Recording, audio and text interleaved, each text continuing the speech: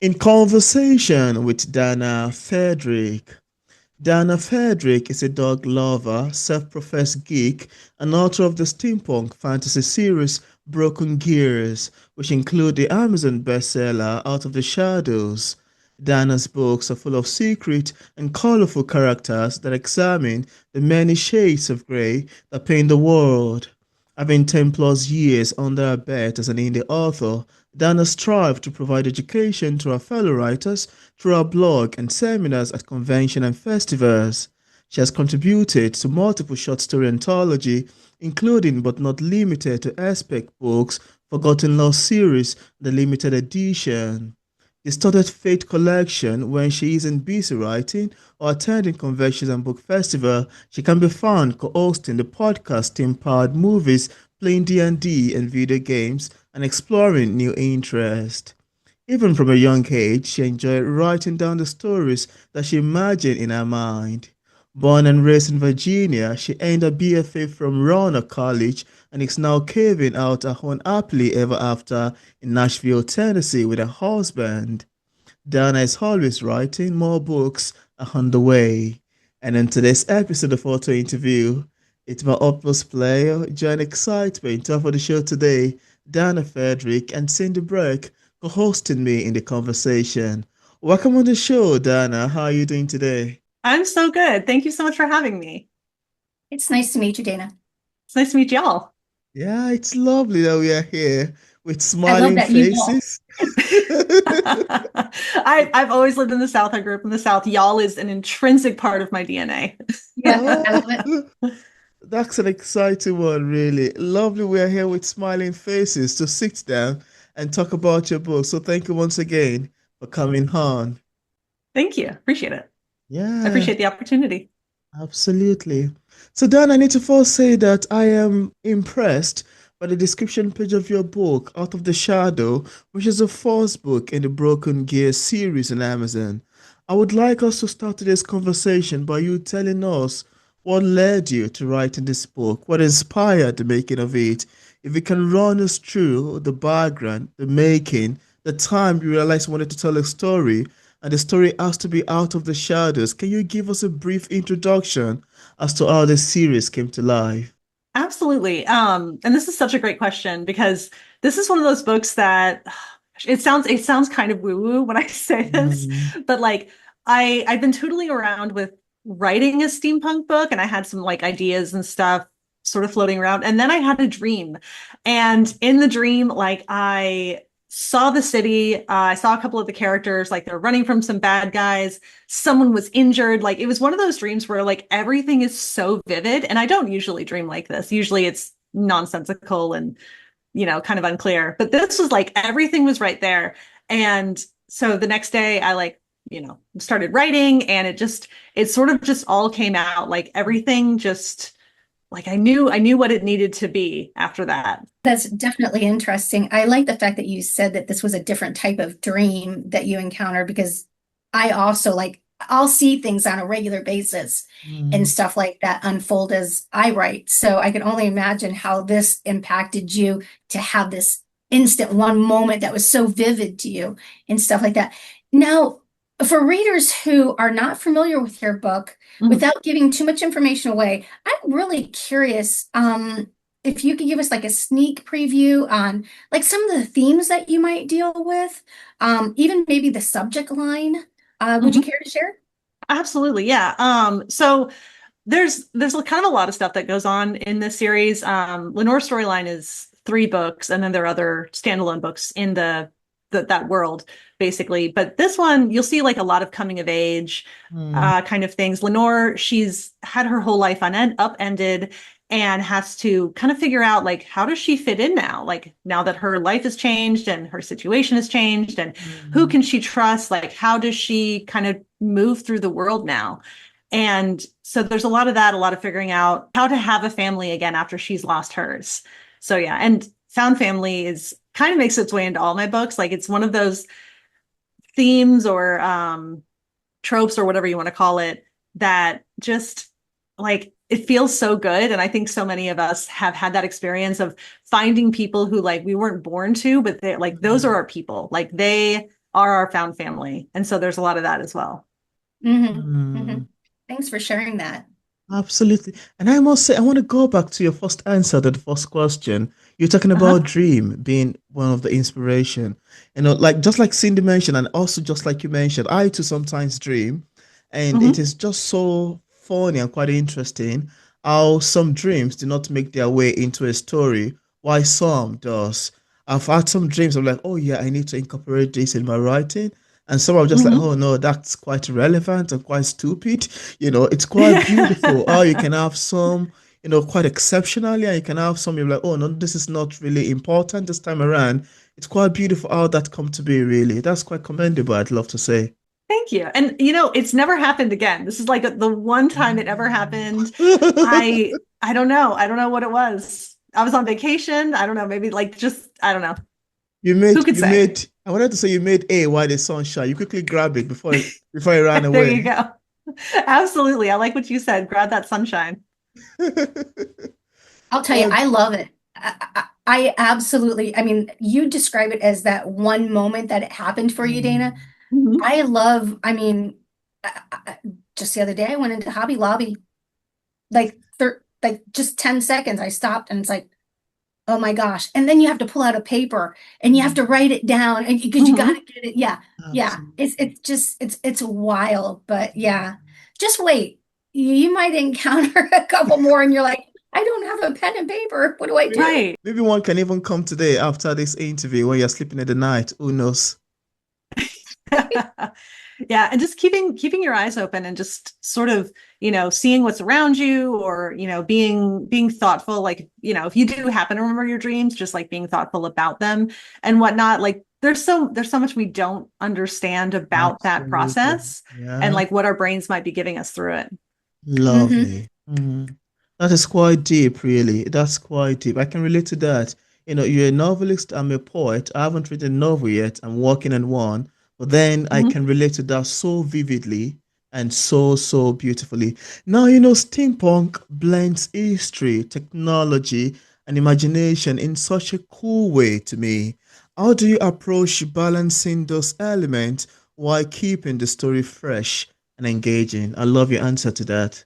I really like thinking about what could be. I mean, the Victorian era was bonkers. Like there was so much exploration and discovery happening in this period of, 80-ish years or so.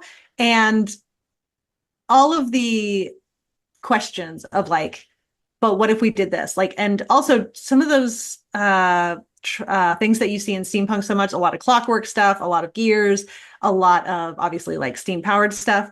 I Yeah. really like thinking about like how could this have been used if we like taken it a little bit farther? That's super fun. My late father, he was an engineer, and I used to talk to him about like, okay, could this technically be possible?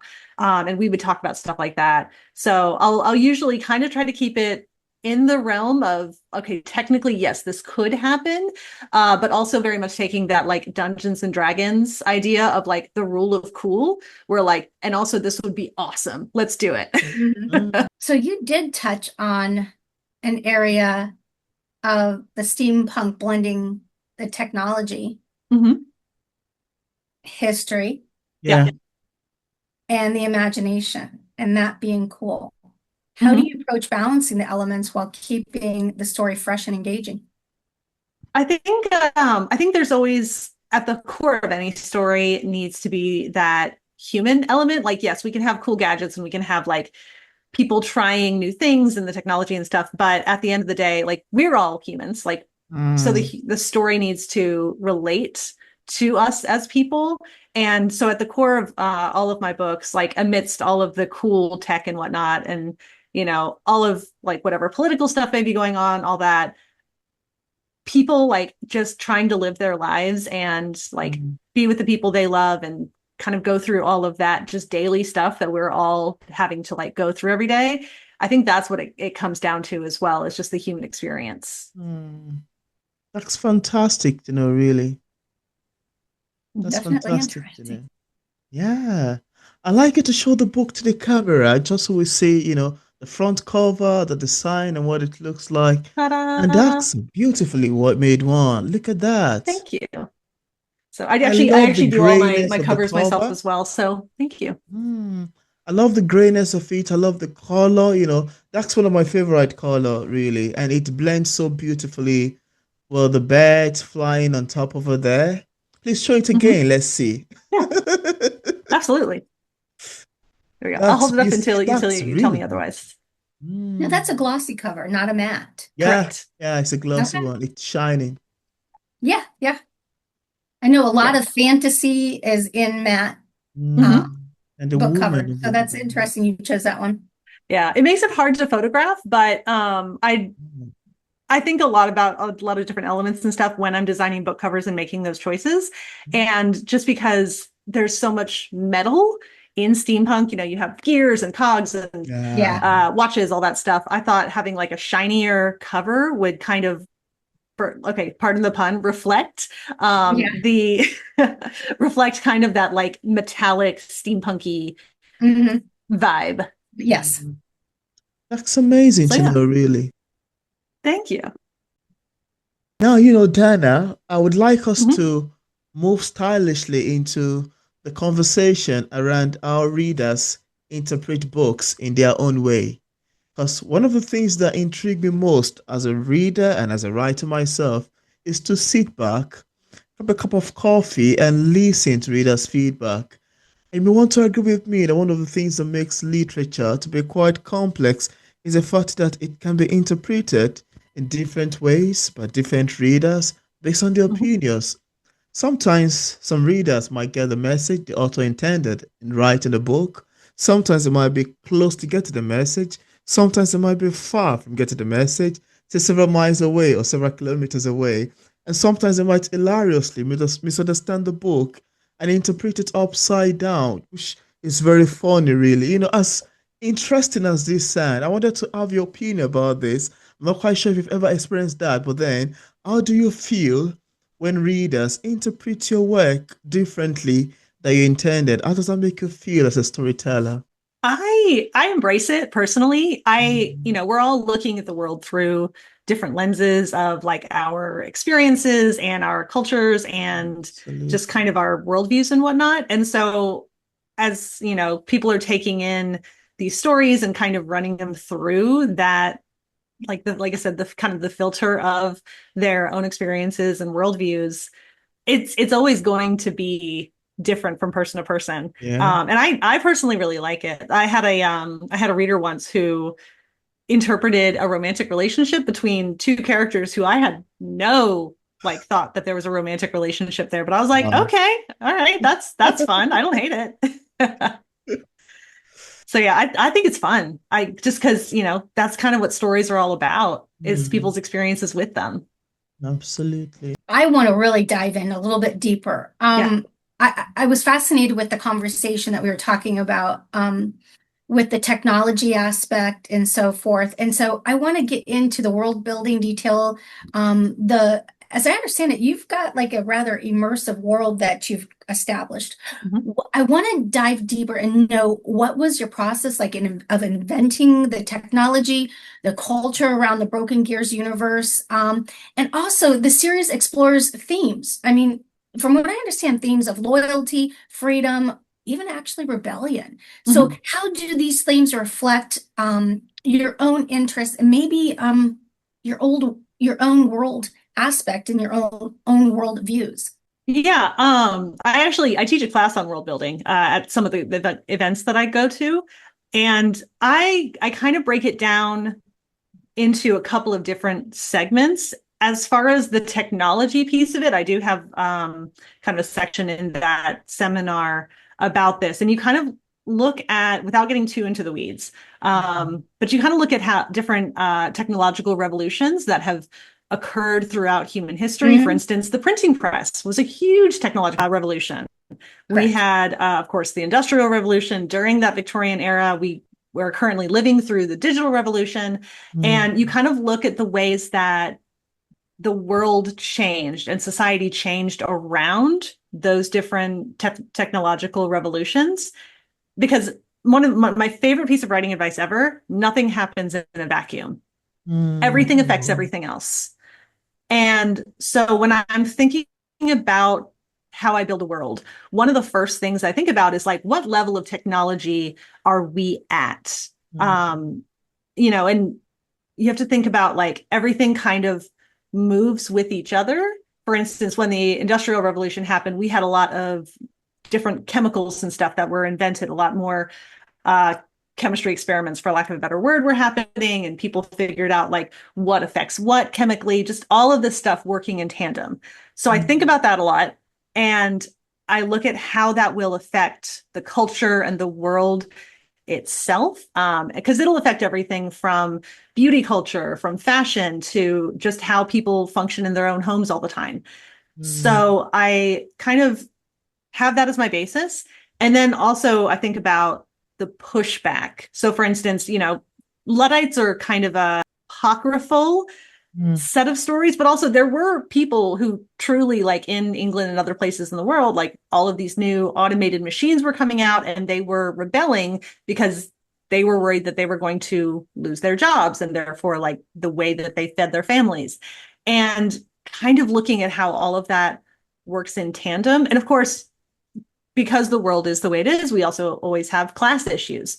Yeah. And people have always, said, no, like this should be better. We can do better. And that's kind of just always been a constant struggle. Mhm. And so of course that also needs to come into play.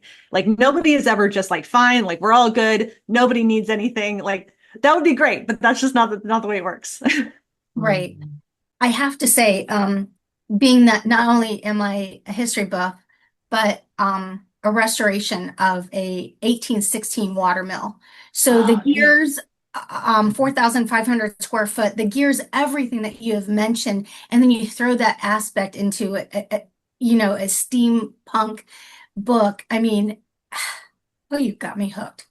Anyhow, so I don't know. I guess like you, I'm a geek when it comes to, and I say that so Oh. fondly, Oh, absolutely. when it comes to books, but I think it's so important, and you're keeping alive um some of the nuances of history and the uniqueness of gears and the aspect that we go through or have gone through. So that's just really sweet. Anyhow, okay. Thank you. That's a lovely compliment, really. That's quite beautiful. And I love hearing that. I love hearing all of these answers to your questions and, the conversation quite beautiful. And now I wanted to, because one of the things I really love that surprised me the most, I am not a novelist. Cindy is a novelist. You yourself, you're a novelist, but I'm the hard one in this gathering, being a poet. One of the things that really surprised me is how novelist would sit down and craft long sentences and bring words together in a way that, sentence makes paragraph and paragraphs makes pages and pages make chapters and chapters coalition come together to make a novel as big, quite voluminous, like you've just shown to the camera. And this always leaves me thinking, how exactly did they come up with all of these words without missing one part? Because, one thing about storytelling is the fact that if you get some parts wrong, it might spoil the whole story you've got ongoing. It might, cause some clashes. I'm like, oh no, that's not flowing so well. But you've got it going so beautifully and transitioning quite smoothly to make this lovely series, the Broken Gear series. I wanted to ask you, as far as writing is concerned, how do you do it? Where do you get this inspiration from? Where do these words, these sentences, these paragraphs, these chapters, where did they emanate? Where did they come from? What's their source? Please tell us. Cindy can relate better. I'm just curious. I'm sure poetry is the same where you want to have maximum impact for this word or that sentence and whatnot. And I'm sure everyone's process is different. Yeah. As for me, I pay a lot of attention to media that I consume. I look at the way it's constructed. My background is actually in theater. I have a degree in scenic design for the theater, so I think a lot about the way like a space affects um, action and blocking and all that stuff, as well as dialogue. Um, And then when when I'm watching movies and or reading books and what have you, I think a lot about like the way that the creator kind of put things together. And I think about how that has affected the scene, how if they've done something different, how it might change the scene. My husband and I actually have a podcast together called Steam Powered Movies, where we talk about steampunk movies and we get into like kind of the craft of like, oh, this is so cool. This was impactful when they, waited until this moment to show us like the baddie's face or what have you. I think a lot about that. And I think just continually being thoughtful. I mentioned earlier, like kind of keeping your eyes open. I think that is a huge help. Like if you go to a zoo or a museum or an art gallery, all that kind of stuff, kind of looking at all of those things and thinking about like the craftsmanship that went into it, the choices, the way it like makes you feel. And you can do this for naturally occurring things as well. Evolutionary biology is basically throwing things at the wall and seeing what sticks. So if you like are at the zoo and you see like these incredible creatures and like the different adaptations they have for surviving in their environment, all of that kind of, is the stuff I think about when I'm putting a story together, because it is almost like a living creature and you really want it to function really well. You want it to be giving the reader all of these different things. And I will always tell people, like, don't be afraid to try stuff. Like, don't be afraid to like move stuff around. I personally really like Scrivener as a tool for this because you can kind of just like boop, boop, boop, boop, move stuff. You can move entire chapters if you need to. Yeah, and just see how it works, And if it doesn't work, that's why we have the undo button. You undo. I take a sticky note, move it from Act 1 to Act 2 or Act 3. That's quite a beautiful answer. Yeah, Thank you. Okay, so you've definitely got to be passionate about helping others and so forth like that. I mean, you're podcasting, you're giving seminars, you're helping other authors do world building. So you've got to be passionate about that. What kinds of topics or other areas do you especially love teaching about when you're speaking and you're mentoring people? And also, when you're starting a brand new book, what's one thing you have to know or figure out before diving into the actual narrative aspect of that story world? As far as like the education part, yeah, like when I got started on this journey, I didn't know anyone. I didn't know what I was doing. I learned so many things kind of on the fly. And if I can ease that journey for anyone, I'm more than happy to. One of the big things that I really like talking about, I love teaching, and I love talking with people. But one of the big things that I feel a lot of people coming into this business are not aware of is kind of a lot of like the practical stuff. Like when you become an author, surprise, you're now a small business owner.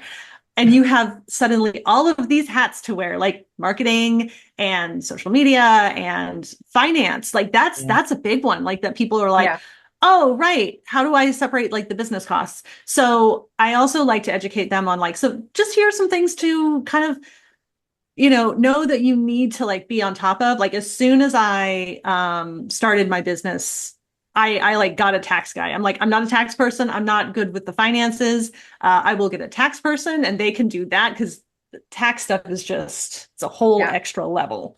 And then, I developed spreadsheets and kind of figured out what worked for my business personally and the way that I do it. I do a lot more travel than a lot of authors. So like that's got its own set of spreadsheets, all that kind of stuff. And I think a lot of people, they kind of think, oh, I'll write one book, it'll blow up, job done. And I try to just prepare them and kind of set those expectations that like it's a much longer road than that. It's kind of one book, awesome, celebrate, enjoy it, and then on to the next, and then on to the next, and so on and so forth. Like it's a lifetime gig. Yeah. Most definitely. Yeah. I mean, y'all know this whole thing.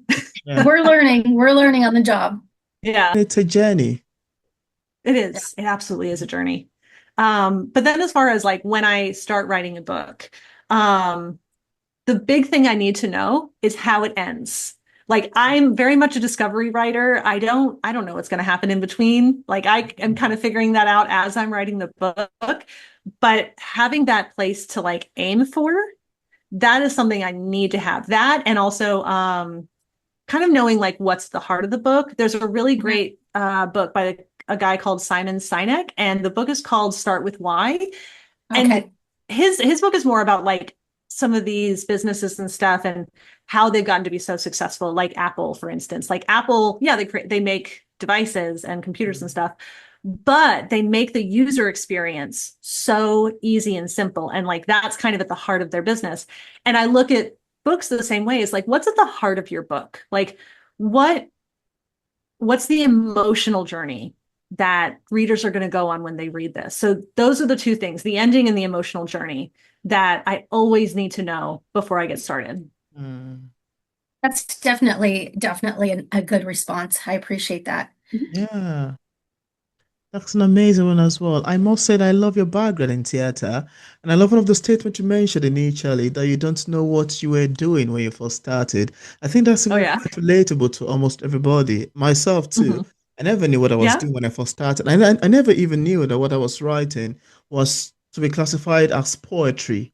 I had to ask somebody and said, sorry, I don't know what I'm doing. Actually, just tell me, is it like an article or what? Then she said, it's poetry. I said, oh, really? So I'm writing poetry. So I'm a poet. Oh, that's interesting, quite fascinating. And along the line, as I begin to grow on, I think this is one of the beauty of writing, especially if you have no background in literature whatsoever. You tend to learn as you go on. You tend to, from reading books, from, watching YouTube videos, attending seminars. I go to a lot of book festivals. I'm a fan of book festivals. And those things as Mhm. well help because there are conferences that are, it's such beautiful. At one point or another, you keep growing, you keep developing your craft, getting better, and growing all of one step at a time, quite beautiful really, and quite relatable. I love that part, yeah. What a nice surprise for you. Surprise, you're a poet. I think one thing that I found was really interesting is you used the word discover, Mhm. and what Peter was saying, as an author, you're always discovering the journey. Like Absolutely. you're training for that journey as you move through the process. Mm, But also as a writer, and when you were answering that last question, you started to say that you know the ending, but you're discovering the storyline after you've established the mm, premises, the emotional edge.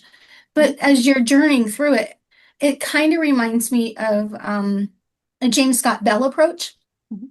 to writing, to where you might not be a pantser, you might not be a plotter, but you're somewhere in between. So you Mhm. kind of know that sticky note where like you're headed, at maybe a couple scenes in advance. But the thing that I love about what you described in that one word, discover, you might have a taste for the end, an understanding of the end. But I think and this is just my opinion, and I Mhm. don't think it's for every author, but some people can be plotters and they know the plot that when a reader picks up that book, they're like, I know how this is going to end because Mhm. it's so easy to figure out. When you mm. are discovering the journey and the character's journey on the way that you're going, it's like, It wow, becomes she threw zigzag. me for a loop doing this. Yeah. Mm, That makes the reader want to read your book more yeah. because they don't know if they're going to fall through a hole, a pit. It's not predictable. And I think that's Yeah, what's so rich. If you're discovering the journey at the same time, I think the reader's going to discover the journey, and I don't think it's going to be as predictable in the end. yeah. Mhm. Very So, lovely to what you just said, because while you were saying that, I was imagining that such kind of writing style may be, to me, this is just my opinion as well, may be quite hard to do, to figure out. You know the end, but you're walking this way in a zigzag manner. You're moving this way, you're bending this way, but you know where the story is ending. And just like Cindy mentioned, it helps to keep the readers quite engrossed that, oh my God, what's this author doing this time around? Is it just going out this way? Like, what's happening? What's like, it's so compelling, and that is really commendable, to be frankly speaking. Yeah. Well, thank you. Appreciate y'all both. Yeah, are you both discovery writers as well? Do you know what you're doing beforehand? Well, I don't know for me. Are you a Actually, plotter, Peter? yeah, I think, well, I don't even know how to classify myself, basically, because I have a particular book I'm currently working on. I have the story idea in my head, but I don't know how to start with it to continue. So I think I may be a discovery kind of person that as time Mhm. goes on, I might have something I wanted to ship in and, divert a little bit and bend this way to have why you have the end in your mind that you're trying to, it's like Mhm. you're scratching, you're drawing something, you know the end of this artwork, but the process is just you follow as time goes on. You take Mhm. it one step at a time to get to the final destination, which I think is quite interesting, really. Fantastic. To answer your question, I used to be a pantser, Uh-huh. and then I got lost in the chaos. Um, However, usually to start out, I know the premise, I know the general, um, what's going to happen, the last powerful scene. Mhm. However, I usually have an idea, sticky note, as I was saying earlier, where I'm aiming towards, because I have six goals in every scene that have to be established. But I definitely, I call myself a pantser by design. Mhm. In other words, a pantser by, the sign I keep moving towards, that's you driving that car down there and I'm aiming for that sign. So I'm Yeah. kind of a mixture. I know it's weird to say, but Mhm. I'm just weird when it comes to that. I don't want to totally know the ending because Mm, I Oh, want to be interesting. surprised. It surprises me more when I'm writing something that I don't totally know. How am I going to get there? What am I going to do? But I know to move the story forward, I have to do X, Y, and Z. So I know the X, Y, and Z, but I don't know what I'm going to do when I get there. And I think it's just more that much more captivating for the reader. And then mm, I like to put the readers on the ultimate edge. I had one of my a guy that I had an agent with. He told me if I take out this one scene, he was gonna kick me in the butt because he loved it, but it was like pushing it to the max. But Right. I love to write scenes that are impacting and stuff, and I don't want to do it by the seat of my pants, but yet I don't want to do it Mhm. a lot. So you've definitely, I think your approach is a really good approach, Dana, and it inspires me to want to read it. mm. So. Thank you. Yeah, it's an adventure. And I think even if you plot, it's an adventure because as you're plotting, you're still figuring it out. But that's kind of the beautiful thing about writing is that Mm, like the writer themselves is on a journey too, as much Yes. as the mm, reader will be. absolutely. Yes. That's quite Okay. beautiful. Oh yeah. Oh yeah, Peter. It is. Apart from Broken Gears, do you Mhm. have any other works that you've authored or you're currently working on? So currently I have two books out that are portal fantasies. Like I generally write in kind of the YA age group. So Okay. those are also YA, just like the Broken Gears books. And they're completely different universe. And Mm, they're fun and they're whimsical and whatnot. So I have that. And then next year I have a like silly sci-fi Saturday morning cartoon romp. mm, That's how I'm describing the book. It's fun and it's very much that, when you were a kid and you were watching cartoons and stuff, just very fun, but also very heartfelt. So that will be coming out next year. And I am working on a steampunk fantasy, but not in the Broken Gears world. Like I think steampunk is where I live now. I will always end up going home there. Um, but it's a book I tried writing back in college, and I wrote the whole thing, but it was not good. It was one of the first books I ever finished, and at the time I knew like this is not what it needs to be. I don't know what it needs right now, but this is not its final form. So I kind of Mhm. like set it aside for many years and have finally come back to it now that I know what it needs. So mm. that I will be querying for traditional publishing. We'll see what happens with that. But sometime in the future it'll be out. That's great. Congratulations on that. Thank you. Absolutely. It's great to know you have quite a lot ongoing. I hope you find some times to I see. have a planner up here and it has everything time blocked. Everything is like super organized and everything. It's the only way I can survive. That's funny, yeah. Thank you. Now, could you tell us what publishing is like for a published author like yourself? Are there any challenges whatsoever that you've experienced in the process of writing this book and also ever since it got published? I think just like any industry, there are a lot of challenges when you're a writer. As a writer, especially if you're indie or you have a small team, Mm, the solitude is really hard. Like, and so I always encourage people like go make friends, like go find other people who are doing what you do because it can be really lonely. Mhm. And so that's always a challenge. And then, kind of just always navigating because we are technically in the entertainment industry.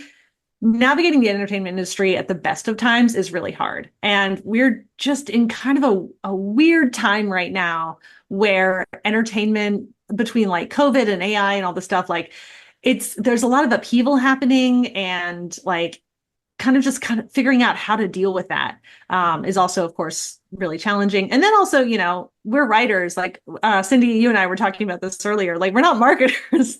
Yeah. And so just like learning to market too is kind of a whole thing.